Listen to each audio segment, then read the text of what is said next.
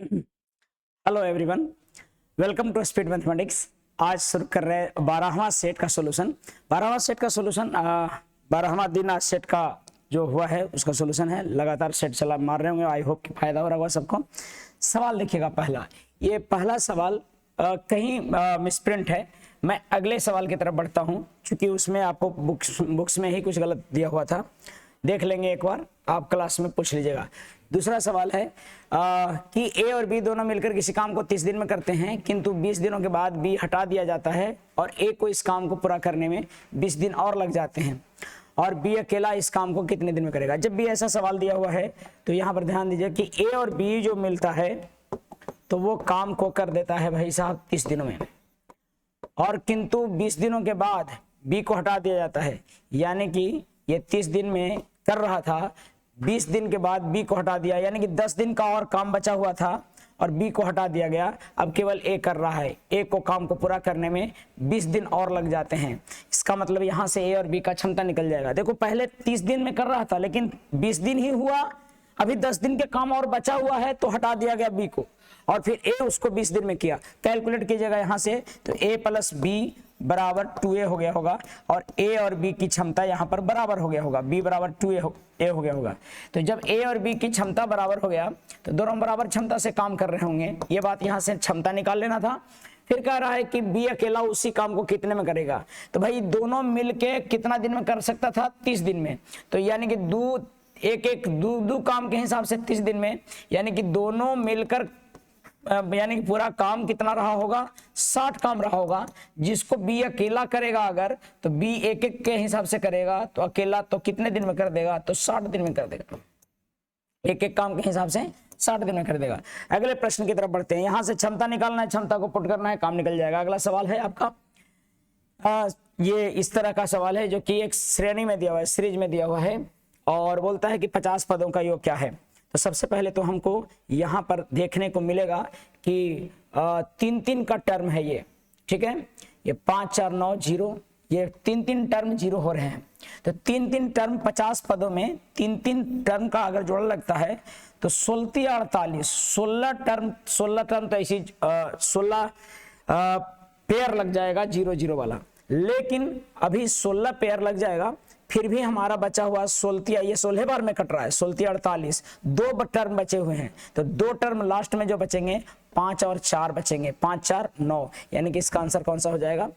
क्योंकि 16 पेयर तो 3-3 टर्म वाला, 3-3 टर्म का 16 पेयर तो 0 0 हो जा रहा है, 16 वाला 0 0 हो जा रहा है।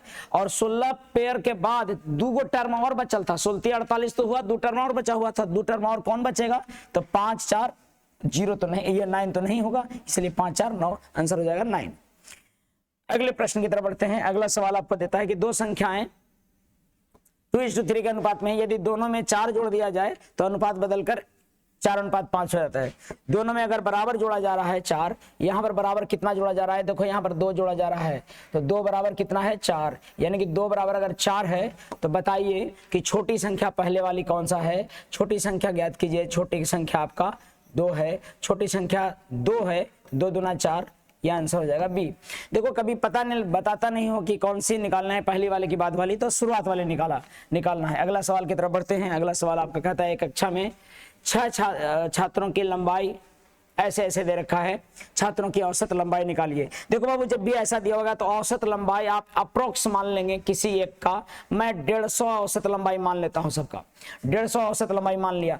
लेकिन 150 में अगर कोई कम ज्यादा होता है तो उसको हम निकालेंगे और 5 से भागा देंगे। देखो, 150 लंबाई हमने मान लिया है, लेकिन यहाँ पर ये कम है, तो इसकी ये कितना कम है वो देखिएगा। ये कम है आपका 150 में 6 कम है। 6 रहना चाहिए था और तब होता, तो 6 कम कर दिए। कोई ज्यादा लाएगा तो मेंटेन करेगा। देखो ना, अगला में 158 है, यानी कि ये मेंटेन कर देगा कितना? तो ये मेंटेन कर देगा आपको 8। ये 8 ज्यादा है तो +8 लिख देंगे। ये आपका 22 ज्यादा है तो इसको 22 ज्यादा लिखेंगे, और ये आपका 10 ज्यादा है तो 10 ज्यादा लिखेंगे, और ये कम है आपका कितना? तो ये कम है 18, तो 18 कम लिखेंगे, यानी कि माइनस में लिखेंगे 18। और ये फिर से ज्यादा है 150 से कितना? 32, इसको 32 लिख देंगे, और ये आपका नया औसत हो जाएगा। लेकिन सबको काटना पिटना है उसके बाद। तो हम देखते हैं कि क्या आने वाला है। यहाँ पर मैं इसको काट रहा हूँ, देखो कौन कौन। 18 और 6 24 हो जा रहा है, 18 और 6 24 हो जा रहा है, यानी माइनस दूर रहेगा तो ये 6 होगा, और 6 10 16, और 16 और 32 48, 48 बटा ये 5 आ रहा होगा। कुछ गड़बड़ हो रहा है क्या? यहाँ पर देखो ये 6 कम था, ये 8, ये 150 से 8 ज्यादा है, और 60 आपका 160 10 ज्यादा है, और ये 22 ज्यादा है ना, गलत हो गया क्या? 50 ने, ये 150 से 22 ज्यादा है, 150 से कितना ज्यादा है? ये 22 ज्यादा है, सही है आपका। और ये 10 ज्यादा है, और ये 18 कम है, 18 और रहता तो 150 हो जाता। हाँ, और ये 32 कम है। तो मुझे तो ठीक लग रहा है, कहीं आपको डाउट अगर देखिए कैलकुलेशन में ये। और कितने टर्म है? 1 2 3 4 5 6 टर्म है, मैं भागा दे रहा हूं कितना से? 5 से। तो यहाँ 6 होना चाहिए, आपको सुधार लीजिएगा, 6 होगा ये। और इस तरह से 150 और प्लस ऊपर में जोड़ के आया 48, और नीचे में था 6 6 8 48, और 6 8 48, यानी कि 158 इसका सही आंसर होगा। तो औसत निकालने का यह भी एक तरीका है जो कि हम आपको डिस्कस किए होंगे क्लासों में। बढ़ते हैं आगे प्रश्नों में। अगला प्रश्न आपका जो दे रखा है वो ऐसा है कि कहता है कि राम की वार्षिक आय और रोहन की वार्षिक आय मासिक आय का 6 गुना है। राम की वार्षिक आय 12 महीने का जो आय है, राम की 12 महीने का आय है, तो रोहन के, राम के 12 महीने का आय रोहन के आपको मासिक आय का 6 गुना है। इसका मासिक आय का 6 गुना है, यानी कि मंथ में 1 रुपया कमाता है, अर्थात वर्ष में 12 रुपया कमाता होगा, और राम वार्षिक यानी कि 6। समझ पा रहे हैं बात? ये मंथली कमाता था 1 रुपया, इसका 6 गुना है। लेकिन इसका मंथली था ना, तो साल भर का इसका कितना हो जाएगा? 1। देखिए इसका मासिक 1 है और वार्षिक 6 है, लेकिन इसका वार्षिक 6 है तो हम 6 लिखेंगे, और इसको वार्षिक बनाएंगे तो ये 12 हो जाएगा, क्योंकि ये मासिक था। ठीक है, ये मासिक था, मासिक है ये, तो मासिक को हमको वार्षिक बनाना है, और ये वाला कैसा था? वार्षिक था, तो 12 रुपया होगा। यानी कि यहां पर से अनुपात देखें तो 1:2 आ रहा है। रोहन की मासिक आय का 2/3 राजू की मासिक आय के बराबर है। रोहन की मासिक आय का 2/3 भाग राजू का है। रोहन और राजू, रोहन के मासिक आय का 2/3 राजू का है, तो रोहन के मासिक आय जो है सो 3 लेंगे, तो राजू का 2 लेंगे। ये मासिक है तो कोई दिक्कत नहीं है। यदि राजू की वार्षिक आय 1.44 लाख है, तो राम की मासिक आय कितनी है? किसका मासिक आय? राजू की मासिक आय इतना है, तो यानी कि 2 बराबर आपका हो गया, 2 बराबर। अच्छा, यहां पर बैलेंस करने की आवश्यकता है, क्योंकि मुझे दे रखा है राजू, तो अब हम लिखेंगे राम, रोहन और राजू। कितना हो जाएगा ये? मैं रोहन का जो लिख देता हूं 3 दूनी 6 लिख देता हूं, तो 3 दूनी 6 होते, ये राम का 3, और राजू का हो जाएगा 2 दूना 4, और 4 बराबर दे रखा है 1.44। ठीक है, और निकालना है हमको किसकी? राम की। तो राम का तो 3 निकलेगा, और ये लाख में है, इतना लाख में है, तो इसको हम लिख सकते हैं लाख में है तो जानते हो क्या? 144 पर डबल 0 लिख सकते हैं, 3 0 लिख सकते हैं, क्योंकि हमारा यहाँ पर ये हटाएंगे तो 5 0 होता है, ये निकल जाएगा आपको। ठीक है, अब ये 3 निकालना है, लेकिन ये कैसा है आपको? ये आपका मासिक है, तो यहां पर से हमको अगर 12 महीने का निकालना है तो ये 12 महीने का होगा। देखो ये गलती कहां किया है पता है? वार्षिक आय लिख दिया है और इसका मासिक आय का 6 गुना लिख दिया है, यहां पर गलती किया है। हमें लगता है कि वहां पर सुधारने की आवश्यकता है, ये आंसर आ नहीं रहा होगा। फिर ये कह रहा है ना कि इतना वार्षिक आय है, तो राम की मासिक आय, सॉरी मासिक आय यानी कि 1/12 भाग निकालना था। तो यहां पर देखिएगा तो आ रहा है क्या? 4 से कटेगा, 4 तिहाई 12, 4 छक 24, 36 और 36, 3 तिहाई 9, इस अनुसार से 9 आ रहा है। अगर यहाँ पर डाउट नहीं है तो इस प्रश्न के अनुसार से इसका 9 आएगा। आप समझ नहीं पा रहे होंगे 1/12 क्योंकि ये पता है ये राजू की वार्षिक आय दिया हुआ था, तो मैं जब वार्षिक से तुलना कर रहा हूं और मासिक निकालना है तो ये जो भी आएगा सो वार्षिक ही आएगा, उसका 1/12 भाग किए। डाउट लग रहा है केवल क्या कि रोहन का यहाँ पर वार्षिक दिया है और मासिक दिया है। इस प्रश्न के अकॉर्डिंग आंसर इसका 9,000 रुपया होगा। ठीक है, मुझे देखो आइडिया इतना होता नहीं और इतना नहीं समय होता है कि हम इसको एक बार आंसर को मैच करवाएं। आंसर इसका हो जाएगा 9,000। प्रश्न अगला देखते हैं। दो संख्याएं ऐसी हैं जिनका अंतर, योग और गुणनफल, आपको ये टाइप्स का रेशियो का टाइप्स अगर पढ़ते होंगे तो उसमें सभी जगह बताया जाता होगा कि कभी भी योग, दो संख्याओं का योग, अंतर, योग और गुणनफल दिया हुआ हो 1:7:24 और संख्याओं का गुणनफल निकालना हो तो सबसे पहले तो अनुपात में निकाल लीजिए a, जो कि 7 और 1 8/2 यानी कि 4 अनुपात होगा। और अगर मैं b का निकालूंगा तो 7 में से 1 गया 6/2 यानी कि 3 होगा और 4 तिया 12 बराबर दे रखा है 24। आपको संख्याओं का गुणनफल निकालना है और तो गुणनफल आपका हो जाएगा कितना, 24 निकालेंगे तो 12 दूनी 24, 24 दूना 48। आप चाहोगे तो कल ये के मान कर भी बना सकते हो। अगर डायरेक्ट ऐसे नहीं समझ में आता है तो के मान कर भी बनाइए। के क्या ऐसे मान लेते हैं, इसको मान लेते हैं के और ये के और ये के, और यहां पर आ जाता 4k और ये 3k। अब देखो a और b का गुणनफल, a और b का गुणनफल हमारा दे रखा है क्या, अगर मैं देखूं तो यहां पर a और b का गुणनफल मेरे अनुसार अनुपात में दे रखा है 24k और यहां 4 तिहाई 12k² बराबर 24k आ रहा है। समझ में आ रहा है बात, 12k² बराबर 24k। या a और b, मेरा जो a और b आया है वो a और b का गुणनफल जो आया है सो मेरा कितना आया, 4 तिहाई 12k² आया है। ठीक है, और अगर मैं a से भागा देता हूं तो b का निकलेगा वैल्यू और b से भागा देता हूं तो a का। यहां पर k मान के बनाना कैसे है, ये 4k और ये 3k मान लिया और यहां पर रियल कुछ नहीं दिया हुआ है तो डायरेक्ट आपको संख्याओं का अनुपात निकालना है। तो यहां पर a जो माने हैं आप वो 4k और ये 3k माने हैं तो यहाँ 4 तिया 12k² बराबर कितना हो रहा है, 12k² बराबर यहां दिया हुआ है 24k, यानी कि ये आपको k बराबर 2 दिख रहा होगा। तो k बराबर 2 दिखेगा तो 4 दूनी 8 और 3 दूनी 6, 8 छक 48 आ जाएगा। a का वैल्यू आ जाएगा 8 और b का वैल्यू आ जाएगा 6, तो 8 छक 48।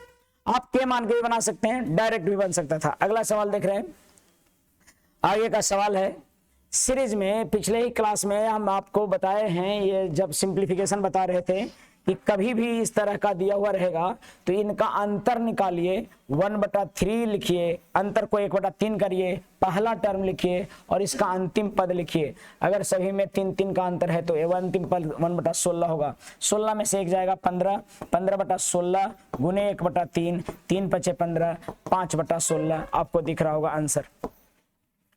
तो ये आपको बताया गया है पिछले क्लास में। अगर लगातार क्लास आप कर रहे होंगे जीडी वाला, आप केवल सेट लगाकर चले जाते होंगे और सेट को घर पर जाने के बाद देखते भी नहीं होंगे तो ऐसे सेट मारना बेहद आसान है।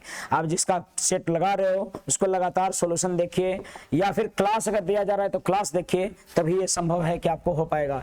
सवाल ये सिंप्लीफिकेशन का पिछले क्लास में बताया गया है। आप देखो यहाँ पर 3 से भागा देंगे, 1 में 3 से भागा देंगे तो 1/3 होगा और 13 में भागा देंगे 3 से तो ये 13/3 और यहाँ पर 1/3 माइनस करना है, ये भागा करेंगे और 5/4 और -1 करेंगे।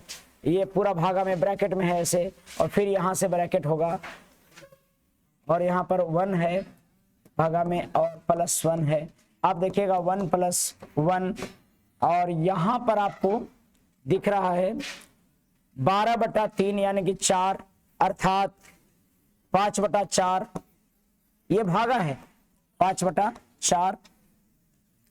अच्छा ये पहले जोड़ना नहीं, ऐसे करना है 5/4, यहां पर भी ब्रैकेट है एक बड़ी वाली, 5/4 -1 ये कितना आ रहा है पता है, ये आ रहा है 12/3 यानी कि 4, तो 1/4 आ जाएगा और आपको देखने को मिलेगा 5 4/4 यानी कि 1 और 1 1 2 हो जाएगा आंसर। यहाँ पर आंसर में क्या आ रहा है, 1/1 आ रहा है और 1/1 आएगा और प्लस 1 आएगा तो भागा यानी कि 1 यानी कि 2 आएगा। आप समझ रहे हैं ना कि 5 में से 1 गया 4, 4/4 1 हो रहा होगा। आप देखेंगे अगले प्रश्न की तरफ।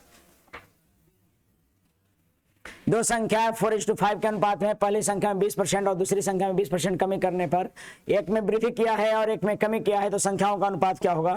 आपको पता है कि जब भी लगातार बढ़ाया जाए, 4 और 5 है, इसमें 20% कमी कर रहा है। आप चाहो तो 400 और 500 भी मान सकते हो, लेकिन ज्यादा लफड़ा क्यों करेंगे आप। अगर बढ़ाना है इसमें 20% तो सीधा लिखिए 4 × 120/100 और इसमें 5 में बढ़ा कमी करना है 20%, तो इसको लिखेंगे 80/100।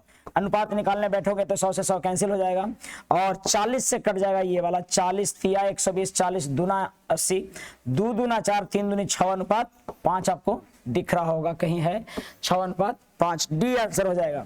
अगला प्रश्न की तरफ अगर बढ़ते हैं तो कहता है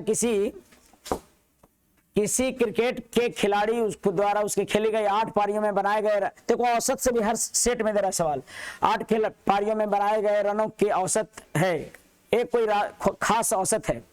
9वीं पारी में वो 100 रन बनाता है, जिससे उसके रनों में औसत में 9 रन की वृद्धि हो जाता है। ये सवाल आपको औसत के दिन बताया गया है, या औसत का जो थ्योरी होगा उसमें जरूर ये टाइप से रहेगा। 8 पारियों का कोई खास औसत था जो कि पता ही नहीं है हमको, लेकिन 9वीं पारी ऐसा खेल जाता है कि उसमें 100 रन की पारी खेलता है, शतक लगा देता है, जिसके कारण रनों की औसत में 9 की वृद्धि हो जाता है। अच्छा एक बात बताइए, 9 की वृद्धि हो गया 9 पारियों में ना, ये 8 था और एक और पारी खेला तो 9 81, तो उसको औसत वृद्धि करने में लग गया। यानी कि उनके पहले वाला औसत कितना होगा, तो 100 - 81 कीजिए, यानी कि कितना, पहले का औसत कितना रहा होगा 9 और 8 और 1 9, 19 था पहले वाला, यानी नया जो होगा सो 9 की वृद्धि होगा तो 9 9 18 28 हो गया होगा। अब सवाल ये है कि सर ये 28 कैसे, डायरेक्ट कैसे, तो कोई दिक्कत नहीं है, आपको परेशानी है तो x मानिए। पहले वाला औसत कितना था x, तो इसको मान लीजिएगा 8 का औसत कितना 8x। अब 9वीं पारी में कितना देख खेल रहा है 100, यानी 9 पारियों का औसत कितना हो गया, 9 पारियों का औसत हो गया x + 9 की वृद्धि हो गया ना, तो ये 9x और 9 9 81 और यहाँ 8x और प्लस 100, यानी कि अच्छा x जो माने हैं जो पहले वाला औसत माने हैं, और ये पूछ रहा है उनके नया औसत। ध्यान दीजिएगा 9 बढ़ा के लिखना है आंसर। यहाँ पर x बराबर कितना हो जाएगा, x बराबर हो जाएगा 19 और नया औसत x + 9 है, तो x + 9 बराबर 19 + 9 9 9 18। मुझे लगता है कि समझ में आया होगा, इसके पहले वाला भी समझ में आया होगा, ये भी समझ में आ रहा होगा। अगला प्रश्न देखते हैं। अगला सवाल है कि शुद्ध दूध के क्रयमूल्य पर नमूना दूध बेचकर 10% लाभ कर। अच्छा, शुद्ध दूध के क्रयमूल्य पर ही नमूना दूध बेचकर 10% लाभ प्राप्त करने के लिए 50 kg शुद्ध दूध में पानी कितना मिलाना होगा। देखो जितना पानी लाभ कमाना है उतना पानी मिलाना है भाई। अगर क्रयमूल्य पर बेचने की बात है तो जितना लाभ कमाना है उतना पानी मिलाना है। अगर 100 रुपया का ओरिजिनल दूध है, शुद्ध दूध है कितना, शुद्ध दूध अगर 100 kg है तो 10 kg उसमें पानी मिलाना होगा, तब 10% लाभ होगा। ठीक है, अब कहता है कि 50, यहां पर काट के देखिए पानी कितना मिलाना होगा 10, यानी कि 10:1 में पानी मिलाना होगा बाबू, 10:1 में पानी मिलाना होगा। कहता है कि लाभ प्राप्त करने के लिए 50 kg शुद्ध दूध में पानी कितना, तो 10 kg में 1, तो 50 kg में 5 kg पानी मिलाना होगा। आपको आंसर हो जाएगा 5। आपको एकदम सिंपल सवाल देता है, अगर बेसिक पढ़ते हैं ढंग से तो आपको आसान सवाल रहता है, सब कोई सवालों में जान नहीं रहता है। सवाल अगला देता है उस समचतुर्भुज से हमेशा से पूछता है। देखो क्लासरूम में छात्र आ गए हैं तो थोड़ा मोड़ा आवाज हो रहा होगा, एडजस्ट कीजिएगा। वैसे तो क्लासरूम में धूल भी है, धूल आपको नहीं पड़ेगा, आवाज केवल आपको महसूस हो रहा होगा। ध्यान दीजिए, उस समचतुर्भुज का क्षेत्रफल, सुबह का समय है, सुबह वाला बैच है, सो आप पहुंचा है, तेजी से बना रहा हूं मैं। ध्यान दीजिएगा, अभी मेरे पास 6 क्वेश्चन और हैं। उस समचतुर्भुज का क्षेत्रफल, 7 क्वेश्चन और हैं। उस समचतुर्भुज का क्षेत्रफल ज्ञात कीजिए जिनके विकर्ण 43 और 44 है। विकर्ण 43 44 है तो होता है क्षेत्रफल बराबर ½ × d1 × d2। समचतुर्भुज रोम्बस का क्षेत्रफल यही होता है, एरिया ऑफ रोम्बस। रोम्बस मतलब समचतुर्भुज का क्षेत्रफल। समचतुर्भुज का क्षेत्रफल क्या होता है भाई, ½ × d1 × d2। तो भाई देखिएगा यहाँ पर हाफ लिखिए और D1 आपका 43 और D2 दूसरा विकर्ण 44 है। अगर फॉर्मूला केवल याद है तो बन जाएगा 3 दूनी 6 वाला सब है, 6 वाला 22 है, 43 दूनी 22 22 तिया 66 22 चौका 88 8 6 14 तो 46 वाला यही है। मुझे लगता है कि बात स्पष्ट हुआ होगा। आप कैलकुलेशन करके अपने से देखिएगा। सवाल अगला है और कहता है सवाल कि निम्नलिखित में अवरोही क्रम में सजाइए। भाई इसको अवरोही क्रम, अवरोही मतलब घटते हुए, आरोही मतलब बढ़ते हुए, अवरोही मतलब घटते हुए। अब देखो सजाना है हमको, यानी कि घटते हुए सबसे बड़ा पहले लिखना, 9 तिया 27 और 7 पचे 35, ये वाला बड़ा है इससे। और देखिएगा इससे भी बड़ा है क्या, ये 11 99 63 91 सबसे बड़ा ये वाला है और ये वाला यहाँ पर है और फिर इससे भी बड़ा ये वाला है। मुझे लगता है यही है 7 5 35 9 तिया 27। ठीक है, आंसर हो जाएगा ये, क्योंकि आपको देखो गुना करके देखना है। 11 99 63 91, ये 91 ही आ रहा है, 99 आ रहा है और 7 5 35 और 9 तिया 27, यानी कि ये वाला बड़ा आ रहा है, ये वाला छोटा आ रहा है। मुझे लगता है कि बात अभी तक स्पष्ट रहा होगा। अगला प्रश्न हम देखते हैं। अगला सवाल आपको देख रहे हैं और अगला सवाल कह रहा है 55 नंबर क्वेश्चन कि एक बॉक्स में पेन पेंसिल और डिलीट, एक बॉक्स में पेन पेंसिल और रबर 3:2:1 के अनुपात में है। यदि पेन पेंसिल और रबर के मूल्य 3 2 1 रुपया में है तो खर्च की गई राशि इतना है। तो बॉक्स में भाई साहब ये सिक्का वाला एक सवाल आप रेशियो में देखे होंगे, वही है सवाल। 3 2 1 के अनुपात में कौन कौन है भाई, ये है पेन, ये है पेन, ये है पेंसिल और ये हुआ कैंसिल। देखो ये कलम, पेंसिल और आपको रबर है, ठीक है, और इनका मूल्य है 3 रुपया 2 रुपया और 3 रुपया 2 रुपया और 2 रुपया। तो इसका पूरा दाम कितना होगा, 2 रुपया 2 दूनी 4 3 तिहाई 9 9 4 13 और 2, मेरे अनुपात में 15 रुपया कुल खर्च आ रहा है भाई साहब। लेकिन कह रहा है कि नहीं नहीं कुल खर्च 15 नहीं है, खर्च की गई राशि कितना है 225 है। तो 15 बराबर 225 हमें निकालना है किसका खर्च। तो बॉक्स में पेन की संख्या, पेन किधर है, पेन की संख्या हम अनुपात में कितना था 3, निकाल देंगे ये 3, 15 15 है 225, 15 तिया 45। मुझे लगता है कि आप सबको समझ में आ रहा होगा आप सबको, ठीक है। अगला प्रश्न की तरफ देखते हैं। कह रहा है किसी भिन्न में के अंश और हर दोनों में 1 जोड़ दिया जाए, किसी भिन्न के अंश और हर दोनों में 1 जोड़ा जाए तो 4:5 होता है। उसके अंश और हर प्रत्येक में 5 घटा दिया जाए तो भिन्न 1/2 हो जाती है। तो भिन्न क्या है, मामला सीधा सीधा बात है कि ये आपको क्या कर रहा है, इक्वेशन पर बनेगा और इसको सोल्व कैसे करिएगा मैं केवल हिंट कर दे रहा हूं, समय की कमी है तो आज आपको देखना होगा। चूंकि मुझे शाम को कहीं जाना है तो मैं सुबह ही रिकॉर्ड कर रहा हूं, आपको पता होना चाहिए। तो ये जो है इसका सॉल्यूशन देखो क्या है, कहां गड़बड़ हो गया है, बहुत पतला नहीं नजर आ रहा है कुछ, चलो कोई नहीं मैं थोड़ा मोटा वाला लेता हूं। हाँ ठीक है, देखिएगा बाबू, भिन्न मान लिया x और y, अगर प्रत्येक में 1 जोड़ा जाता है तो नया भिन्न क्या प्राप्त होता है 4/5। अगर प्रत्येक में घटाया जाता है तो यहां पर देखो ना, ये 5x + 5 बराबर 4y + 4 हो जाएगा और 5x - 4y बराबर -1 हो जाएगा। सही है कि नहीं बात। यदि प्रत्येक अंश और हर प्रत्येक में 5 घटा दिया जाए, अब ये कहता है कि 5 घटा दो भाई साहब, x - 5 और x + 5 तो कितना हो जाता है आपका, हो जाता है 1/2। यहां से सोल्व करोगे या फिर ऑप्शन से सोल्व करते, अगर ऑप्शन से सोल्व करोगे या तो यहां से सोल्व करिए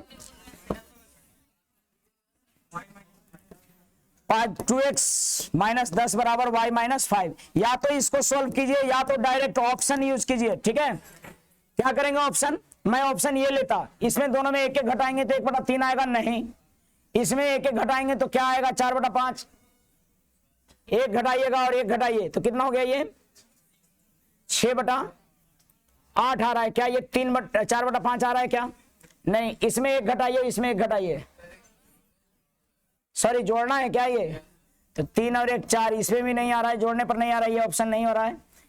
ये वाला हो रहा है क्या, 1 जोड़िएगा तो 7 और 1 8 और 9 1 10, यानी कि ये 8/10 4/5 आ रहा है क्या। केवल इतना ही काफी नहीं है, 5 घटा के भी देखिए, 5 में घटाएंगे और 5 घटाएंगे तो ऑप्शन से आंसर कौन सा है बी। और नहीं तो जिनको सोल्व करने की मन है, जिज्ञासा है, जज्बा है, सोल्व करिए और समय है।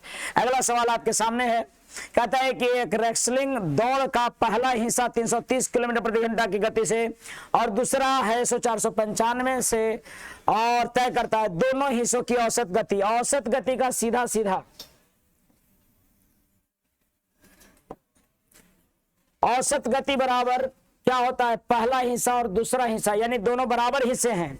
जब भी बराबर दूरी को चला जा रहा हो तो औसत चाल बराबर होता है, औसत चाल बराबर होता है 2 इंटू एक्स वाई बटा X plus Y. Average speed जब दोनों एक ही दूरी को चला जा रहा है, सर पहला हिस्सा दूसरा हिस्सा में बांटा गया यानी कि एक ही दूरी को चला जा रहा है, तो इसको गुना कीजिएगा 2 इंटू 330 गुने 495 और बटा में 330 प्लस 495, जो भी आता होगा आंसर होगा। आप अपने से कैलकुलेशन बेहतरीन ढंग से करेंगे। समय के अभाव के कारण हम अगले प्रश्न की तरफ बढ़ते हैं। यह सवाल कह रहा है कि एक आयत की चौड़ाई 80 है और विकर्ण 208 है। यात्रीगण कृपया ध्यान दें, ये जो है आयताकार मैदान है। यात्री मैं क्यों बोलता हूं, क्योंकि आप अभी सफर में हैं और सफर कर रहे हैं और पूरा विकर्ण 208 है। अगर मुझे ये निकालना है तो सबसे पहले मैं इनको काटूंगा। ये देखो 40 दूनी 80 होगा, ओके। ये इसको मैं देखो काट रहा हूं, 40 दूना 80 और ये कितना है 104 और कटता है क्या ये 4 से, 2 से तो कटेगा ही कम से कम 52 और ये और कटेगा 26 दूना और कटेगा 13 और 5 12 13 होता है और 5 से कटा था कितने बार में ही 16 85 16 बार में। अब तो 16 गुने 12 कितना होगा पता है, नहीं समझ में आ रहा। जिनको ट्रिपलेट पता होगा उनको पता होगा 5 12 13 होता है। कर्ण अगर 13 का है और बेस 5 का है तो एक और भुजा कितने का होगा 12 का। और अगर ये 80 है साहब तो यानी कि ये वाला चौड़ाई था ना, तो ये लंबाई है और ये कर्ण हो रहा है। तो ये अगर ये 80 का है तो 16 85 16 गुने 12 16 दूनी 32 और 16 का 16 192, यानी कि 192 यहां पर आया है क्या इसका लंबाई। तो क्षेत्रफल बराबर क्या होगा, परिमाप पूछ रहा है, परिमाप बराबर क्या होगा, तो परिमाप बराबर होगा 2 इंटू लंबाई प्लस चौड़ाई which is 2 into L is 192 and चौड़ाई इज 80। सो जोड़िएगा तो 2 दूनी 4 लास्ट में किसी का है तो यही है, ये है 544। कैलकुलेशन कीजिएगा, जरूर आपका आंसर आएगा। मुझे लगता है कि अगला सवाल आपके सामने है। एक धातु के टुकड़े की कीमत 160 से बढ़ाकर 192 कर दिया गया, तो कितना बढ़ाया भाई साहब, ये बढ़ा दिया आपको 32 रुपया और 32 अगर 160 में बढ़ता है तो कितना बढ़ा प्रतिशत में, 16 दूनी 32 और 32 पचे और 20 पचे 100, यानी कितना परसेंट 20%। मुझे लगता है कि आपको समझ में आ रहा होगा। कितना से बढ़ा उसको नीचे रखिए, जो बढ़ा उसको ऊपर रखिए, प्रतिशत निकालिए। ये तमाम सवाल जो जीडी वाले इसमें बैठे हुए हैं, मैं समझ रहा हूं आज दिक्कत है। एक ट्रेन 42 मीटर प्रति घंटा की गति से एक सिग्नल को 12 सेकंड में पार करती है, तो ट्रेन की लंबाई क्या है। ट्रेन एक सिग्नल को पार कर रही है और ट्रेन अगर किसी सिग्नल को पार करती है तो अपनी लंबाई को पार करती है। ये भी मीटर प्रति सेकंड में गुना करने में कोई बुराई नहीं है।